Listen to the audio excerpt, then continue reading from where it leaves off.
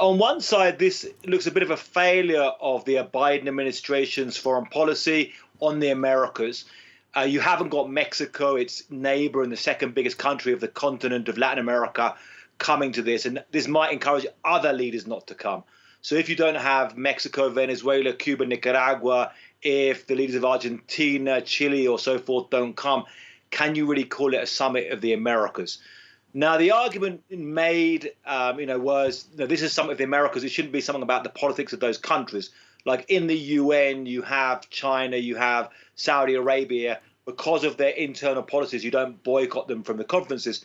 On the other side, there are certainly legitimate arguments that there's lack of democracy in Cuba, in Venezuela, in Nicaragua right now, and that they have been quite repressive towards protests and putting people in prison.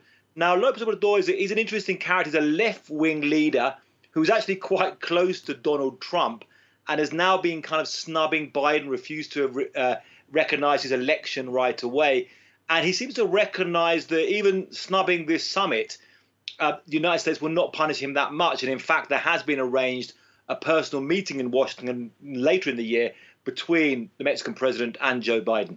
We've seen the left elected in Chile. We've seen them make it to the second round of the Colombian vote, probably the return of a left in Brazil, replacing Bolsonaro later this year.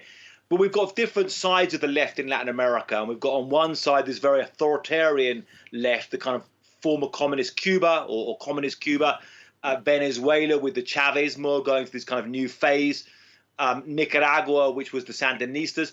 And the other side, more social democratic people like in Chile, and then the kind of populists like Manuel. And really kind of not really a clear policy from the United States on how to deal with this or how to kind of recognize and cross these figures.